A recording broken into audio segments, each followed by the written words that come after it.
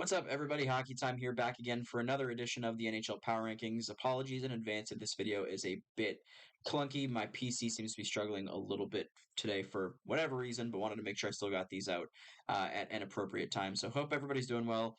Bit of an odd week in the NHL, but we're going to jump right into it. Real quick, though, got to give a shout out to my aunt for the awesome Christmas gift that I neglected to show off next week. And of course, had to break out the matching hat that I haven't worn probably since middle school. But nothing to do with the power rankings because the Ducks aren't rated all that highly. But just figured I'd throw it on because why not? Number 32 this week, though, not the Ducks, but another Pacific Division California team, the San Jose Sharks, 0-10 in their last 10. There's no place that this team should be other than the last spot in the power rankings. Not even going to bother wasting a breath on it right now because I think everyone would agree that's where they belong. Number 31, dropping a spot, and of course having the massive loss of losing Connor Bedard for the indefinite future. Chicago, they go 0-3 on the week, 2-7 in their last 2-7-1, excuse me, in their last 10. Haven't really been all that good. The games have been relatively competitive, but of course, losing Bedard, Foligno, the handful of other names they already had on IR, it's a rough go for sure for Chicago. This week was just another representation of that. At number 30, the beneficiary of Chicago falling is Anaheim. They only go 1-1 on the week, 3-6-0 in their last 10, but if a team drops, another team has to bump up, and that's exactly what happened here for Anaheim. They've also been competitive in their games lately. That game specifically against Toronto, Lucas Dostal played out of his mind. He deserved better than to lose that game, but still one that he'll remember for a long time, I'm sure. But regardless of the outcome of that, they still end up at number 30. Number 29, another team going 0-3 on the week, 3-7 in their last 10 is Ottawa. And this is where things get a little bit interesting as far as discussions go, because again, this team was supposed to be much better, pushing a playoff spot this year, and they're at the point now where some changes just have to be made. There's no further denying it. I don't know whether or not we'll see it before the end of the year. We might see some stuff at the deadline, of course, but this team just had way, way higher expectations than the level of play they've been showing us pretty much all year. The goaltending is inconsistent at best. Sometimes Anton Forsberg or Jonas Korpisalo are very good, and then other nights they just lay complete eggs. We had, some good examples of that this week too, because Forsberg had one night that was really bad, and then another night later in the week that was really good. So we'll see if Ottawa can turn it around, but not a ton of faith in them at the present time. Number 28, another team that's largely a beneficiary of the Senators just moving down, but they do go 1-1-1 on the week, is Columbus.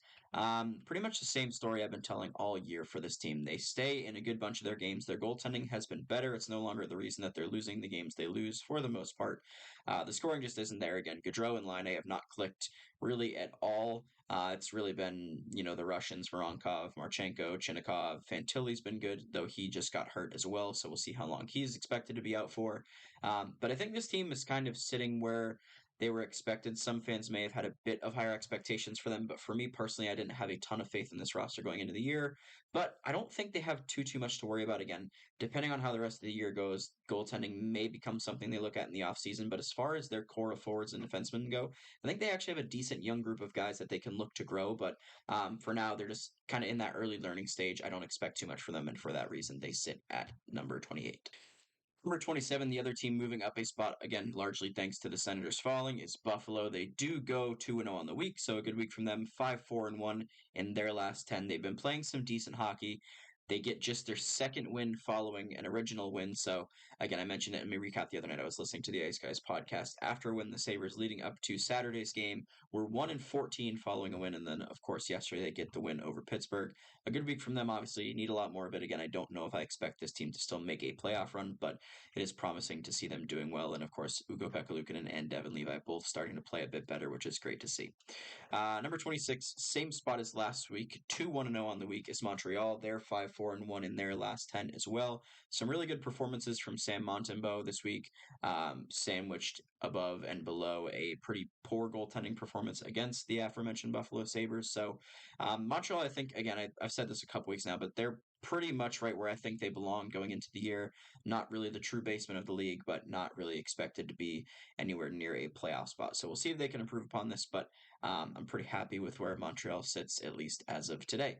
Number 25, staying in the same spot as last week as well. I struggled a bit with whether or not to move this team, but it's Detroit. They do go 2-0 on the week. About 4-6-0 in their last 10, and there's some teams above them that either just aren't falling enough or performing just well enough to stay where they're at, that I couldn't really warrant moving them above this 25th spot. But Some promising stuff from the Wings again. Their offense has been fine. They just need to get some saves, so they can do that. They're still in the playoff race if they can turn things around, but they got to do it relatively quickly here because there's some teams in the Atlantic and just hunting for a wild card spot in general that are going to make it, I think, pretty tough. Number 24, this team moves up a spot, or excuse me, moves down a spot. 1-2 this week, 4-4-2 in their last 10, and that's my Washington Capitals. Much like last week, just the results, of course, have stopped being there, but it's the same issues they've had really all year. They get outshot pretty heavily. They've had in the past been finding ways to win games like that, and that's just not really happening anymore. Charlie Lindgren, of course, injured. Hunter Shepard with not a great game earlier in the week against the Devils. Darcy Kemper having some struggles of his own. So everything kind of crumbling a bit here for the Caps. They stand higher in the standing still than they do on my rankings, but just don't really love what I've seen from them. So for that reason, they sit at number 24. Number 23, moving up a spot, flip flopping with Washington, is Calgary. They go 2-1 on the week. They're 6-3-1 in their last 10. So quietly having a decent little run here. Jacob Markstrom of late has been really, really good. He had a fantastic performance yesterday, and the losing effort to Philly, kind of again, much like Lucas Hasal in that Ducks and Leafs game, deserved a bit better than just a 3-2 regulation loss. But in general, some promising things coming out of Calgary. The Pacific is a very weird division, so we'll see if they can make a climb toward a playoff, divisional spot or wild card spot. But it's definitely going to be a tough race between the Pacific and the Central. At number 22, dropping 2 spots, 1-2-0 on the week, is Minnesota. This team has skittered off a bit. They're now 5-5 in their last 10. Marc-Andre Fleury, of course, probably getting overplayed a bit. He does pass Patty Waugh's record, so that's great to see, but just shouldn't be playing the amount of games he's playing at his age. But without Philip Gustafsson healthy, it's hard for them to put someone else in the lineup, though. Many would argue this is probably a good chance for Jesper Wallstedt to see some NHL ice, but I don't know whether or not we're going to see that considering the points that the Wild have to make up on the rest of the league if they want to get into a playoff spot of their own. So we'll see what happens there, but for now they do sit at number 22. Number 21, dropping 3 spots, 0-2 on the week, is Arizona. This team, again, pretty hot and cold. This week, of course, a cold week. It's a shortened week, so I'm not overly concerned, but 0-2 is 0-2. They are 6-4-0 in their last 10, but just haven't really been keeping the pace that they had kept earlier in the season, so couldn't really hold them up above some of the teams that had jumped over them, and frankly, that was another reason why they dropped this week, just because some of the teams behind them had performed pretty well. One of those teams that has been performing pretty well, 2-0 on the week, 7-3-0 in their last 10 is St. Louis. St. Louis, of course, a very good week. Jordan Binnington playing much, much better. Joel Hofer, again, has been pretty good over his last stretch of games. A big win the other day against Vancouver definitely helps them make this jump. But just need to see more of this, much like we do for the previous two Central teams. It's a tight division, very clearly. And of course, we have the Pacific wildcard spots all up for grabs, too. So it's going to be a fun race to the playoffs in the West for sure. There's a lot of teams that are either underperforming and resultingly fighting for a wild card spot, or teams that are overperforming that could see themselves fighting for a wild card spot if they can maintain the pace they're at. So definitely going to be fun to watch. Number 19, another team in this mix, though, in the Pacific is Seattle. They only play the one game this week for the rankings since the Winter Classic, so didn't want to move them up dramatically, but 8-0-2 in their last 10. 1-0 on the week. You can't deny the result. So didn't want to move them up dramatically, but 2 spots I felt was appropriate considering the way that they and St. Louis, as well as Arizona and Minnesota, have been playing. We'll see if they can keep this hot streak up. This is one of the more impressive win streaks we've seen in the league this year, and it kind of came out of nowhere. They were really kind of sitting dead in the water for a while there, and all of a sudden they're probably the hottest team in the league. So we'll see if they can keep it up. I would love to see this team be successful. I think I mentioned that last week. As much as I don't like being wrong on predictions, I think it was pretty fun to see Seattle make the playoffs last year. So wouldn't be hurt at all if they made it again this year. But they got a ways to climb. For now, they have climbed over 2 weeks from 27 to 19. Number 18, and this team drops just 1 spot. It's Tampa. 1-2 on the week, 5-5 in their last 10. Andrei Vasilevsky seems to be more inconsistent this year than he's been throughout his career. And of course, coming off of a big surgery, it's not necessarily unexpected. But the issue for Tampa is they do not have a backup goalie that can really be trusted to win them a lot of games. So they got to ride Vasi for as much of this as they can without overdoing it if they want to make a playoff spot and make a run once they get there. Nikita Kucherov, of course, has been unbelievable so far this year in that game against the Bruins, despite the hammering that they took. Had an unbelievable play on that Braden Point assist. So It's really, really fun to watch him and that line in general right now. But as a whole, the team needs to see just a bit more from a number of parties that they want to see themselves climb this list. Number 17 also dropping a spot. 1-1-1 on the week, 4-4-2 in their last 10. The Kings of the overtime lost point, the New York Islanders. This team has just not had kind of the defensive muster that they've had in weeks previous. The goaltending's still been good, which of course we've come to expect with this team. They have probably one of the best goalie tandems in the league. Hold maybe Jeremy Swayman and Linus Ullmark, but they can't drag you through every game, and we're seeing that a bit more in the past 2 or 3 weeks, I'd say. So we'll see if the Islanders can keep it up. I believe they still sit in third in the Metro Division, so still in a playoff spot as of today. But there's definitely some teams, again, if they bump down to a wild card spot, that are going to be hunting them down for one of the two spots available to make the playoffs there. So being third in the division is very good for them, but they got to maintain it. All right, into the top half of the rankings, and this is where things get a little weird, but for 16, it stays pretty normal. They are 1-2-0 on the week, 6-3-1 in their last 10. It's Pittsburgh. They had a pretty solid week last week, did not have quite as strong a week this week. Their play in general has still been pretty good, a very exciting game against Boston, but the results are kind of the results. I couldn't, validate moving this team up or even keeping them where they're at, considering the teams around them playing pretty well. So for now, they're 16. Their play lately has been promising, so if they can keep it up, I do expect them to probably make a push for the playoffs, but we got to see more of it. This team's been known to be hot and cold, much like Arizona, pretty much all year, but for now, they sit at 16. Number 15, moving up 4 spots, is the Carolina Hurricanes. This team had been pretty low on my list, but 2-0-1 on the week, 6-1-3 in their last 10, so of course, points in 9 of 10. Hard to deny moving this team up a good bit. And frankly, this, again, another one of those teams that the record and the eye test didn't look great, but they find themselves in second now in the Metro Division. Of course, they have the big win against the Rangers earlier in the week too, which is a big reason to move them up even further on this list. So good stuff in general from the Canes. Antti Ranta has been playing a bit better. In the past, week or two. Still not great numbers, but doing enough to get the team wins, which is really all they can ask for the time being, because earlier in the year, that was not what was happening at all. So good to see from them. We'll see if they can keep climbing this list. For now, they are 15. 14, dropping a spot, and they actually just flip-flop with another team here, but it's Philly. Philly goes 1-1-1 on the week, 4-3-3 in their last 10. They're coming off a long road trip, but a good win to wrap it up on the week against Calgary. Again, I don't have a ton of faith in this roster they've built. I know it's, they have the sandpaper, they have the Tortorella effect, they have some solid goaltending for the most part. But I think there's just a lot of teams in the East in general, but especially in the Metro, that are going to be fighting it out for a spot. I don't know if Philly's going to be able to hold on, but again, one of those teams that's going to make the playoff race even that more interesting than it probably should have been headed into the season. Number 13, the team that flip-flopped with Philly, was Nashville. They are 2-1 on the week, 5-4-1 in their last 10. Again, they've cooled off from that run they went on a few weeks back, but still doing enough to maintain a presence in the top part of the ranking. They do, I believe, still sit in a playoff spot. Again, there's so many teams in the West that are going to be fighting for this. It's going to be so entertaining to watch. Much like Philly, I don't know how much faith I have in this roster to maintain pace and keep themselves in a playoff spot, but they have UC Saros, who's always an X factor.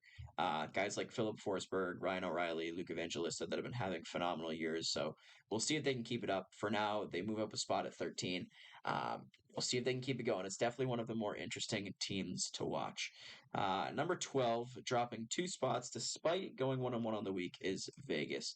Vegas, despite the 1-1 record, 3-7-0 in their last 10. Things definitely have not been clicking in the way that they would like. And of course, as a result of that, once you get to this part of the board, if you even middle out a bit, teams are going to pass you, and that's exactly what happened this week for Vegas. Not overly concerned about this team. They're coming off a Stanley Cup championship. It's a long season. Teams are going to go through ruts. So despite them dropping a good handful of spots over the last 2 weeks, not really concerned about this team in the slightest, to be completely honest. Number 11, moving up a spot, is Toronto. They go 3-0 on the week. They sweep the California road trip. Bit surprising that we didn't see an NHL debut for Dennis Hildeby. Martin Jones played all 3 games, but played very good in all 3 of them. So good stuff in general for them. I expect it to be Wool and Jones once Joseph Wool becomes healthy for the foreseeable future. I don't see Ilya Samsonov coming back as long as Martin Jones stays healthy and his play doesn't level off a pretty significant amount. But good stuff from the Leafs and from Martin Jones. Obviously, 3-0 week would usually push a team to jump more than one spot, but kind of a weird week in the top 12, 13 teams for this week's ranking. So you guys will kind of see that as we move along here. But despite the 3-0 record, they do only move up one spot. Number 10, also moving up a spot. Part of the reason Toronto doesn't jump more is Edmonton. Edmonton goes 2-0 on the week, 7-3-0 in their last 10. Been playing really, really good hockey. They have, jumped a good bit in the standings. They still have so much ground to cover, though, which is just wild how bad that they got beaten down by that stretch at the beginning of the year. But I do have faith that this team's going to come back and make a playoff run. They've been playing so good. It's so hard not to put them up higher on the list, to be completely honest. But they had a lot of ground to cover, especially on these top teams. So they've been steadily climbing for probably a month or two now. But for now, couldn't justify having them any higher than 10th. But it wouldn't shock me at all if next week they really break into this top 10. But for now, they sit happily at number 10. Number 9, same spot as last week. 2-1 on the week. 5-4-1 in their last 10 is New Jersey. Another one of those teams that I kind of went back and forth about moving up above some of these teams in the top row, but just not quite enough. I think if they had taken care of business against Vancouver, it'd be a different story, but Vancouver came in, and again, they've gone 2 games this week with Nico Dazanet, who has not played a lot of NHL hockey at all over the last 2 years. He played pretty well in both games, some promising stuff in general from him, so if the plan is to keep him up alongside Vitek Vanacek, I don't think that's the worst thing for the Devils. Probably provide some healthier competition for Vitek to kind of push himself back into that starter role, or who knows, maybe he'll push himself into the starting role similar to what Joseph Wool's done in Toronto, but generally a good week for Jersey, just couldn't push them into this top row given the week that some other teams have had. Number 8, moving into the top row, 0-1-1 on the week, 4-4-2 in their last 10, and this is where I really struggled with where to place some teams. So it's LA. They stay at the same spot. I wanted to move one of these previous 3 teams up there, but I just am not quite comfortable doing it. I think the Kings have had so much success this year. I still have a lot of faith in their roster. I think they're generally playing pretty well. I just think the results haven't been there. So we'll see if next week they can fix that or if one of these teams behind them climbs back up. But it was a weird week for the Kings and for the previous 3 teams. For now, everything kind of sits tight. We'll see if that stays the case headed into next week. Number 7, dropping 4 spots. The biggest movement of any team this week, just because of the short week, is Dallas. They finally kind of had the dam break with regards to their goaltending. Scott Wedgwood had been playing pretty well, but the last 10 days really hasn't been great from him. They go 0-2-1 on the week. Still 5-4-1 in their, 5-3-2 in their last 10. But again, just couldn't really validate keeping them in that top 3 to 5 range like they'd been for a good chunk of the season and really over the past probably month or so, with the way that some of the teams above them have been playing. So we'll see if they can kind of rebound. Again, as long as Ottinger's out, I don't love that Scott Wedgwood's having to play like pretty much every game this team plays. So we'll see if he can figure it out in his next start. Definitely need to see a bit more from him. The scoring's tapered off a bit after their big win against Chicago last week. So we'll see if Dallas can pick it back up heading into next week. But for now, they do drop 4 spots. Number 6, moving up a spot, 2-1-0 in their week, 7-2-1 in their last 10 is Colorado. Despite kind of getting the break speed off them by Florida yesterday, this team had a solid week. They've looked really good lately. They've showed a lot of fight. They, of course, had that big win against Dallas in the game prior. For whatever reason, Dallas just cannot hold a lead against Colorado. It's the second time this year they've blown a 2+ goal lead in the third period to this team. So, not sure what the psyche is for that, but nonetheless, some big wins for the Avs. Not overly concerned about that game against Florida. Their offense was going good. It was just not a great night for their goaltending, which happens once in a while. And of course, we've seen that happen to Georgiev a few number of times now. So a bit of concern on that, but otherwise, this team's been pretty much humming along at the pace we expect them to. They no longer hold the top Central spot, but still been playing very, very strong hockey. Number 5, and I'm sure I'm going to catch some heat for this in the comments, but this team drops 3 spots this week. It's the New York Rangers. I had mentioned that I expected them to maybe jump right back into that first spot after getting bumped out last week. That was not the case. They do go just 1-1-1 on the week. They're 6-3-1 in their last 10. Them dropping really has nothing to do with them. They've been playing still perfectly fine hockey, but one of the best teams in the league. Not worried about this Rangers team at all. some of the teams ahead of them have just been playing unreal. Namely, this team at number 4. The Florida Panthers, man, have been unbelievable. I wanted so badly to move them up a couple more spots, but I just couldn't quite do it with the way that teams number 3 and 2 have been playing. Undefeated in their last 7 games, including 2 wins against Vegas, a win against Tampa, a win against the Rangers, and then a smackdown of the Colorado Avalanche yesterday. This team's just doing everything in their power to fight the Bruins for this top spot. The goaltending's been phenomenal. The scoring, of course, is there all over the place. Sam Reinhart is going to get paid when this season ends, man. He's probably playing himself out of a spot in Florida. I don't know how they're going to be able to afford him, but for this year, it's been fantastic to watch. One of the more entertaining teams because they have all the talent, but they're also not afraid to play with some grit and sandpaper by any means. So we'll see if they can keep climbing. I've been extremely impressed, much as I'm sure everyone else has, with what they've been able to do over the past 2.5 weeks. But for now, they jump right back up from number 6 to number 4. Number 3, and this is probably going to catch me some flack as well, but it's Vancouver. Vancouver jumping from number 5 to number 3, 2-1-0 this week, 6-2-2 in their last 10. They do suffer the loss to St. Louis, which probably cost them the 2 seed in this ranking, but still generally some pretty good hockey from this team. I'm no longer worried about this being kind of a fluke start. I mean, we're pretty much halfway through the year at this point, and nothing has changed with this Canucks team. The scoring is great.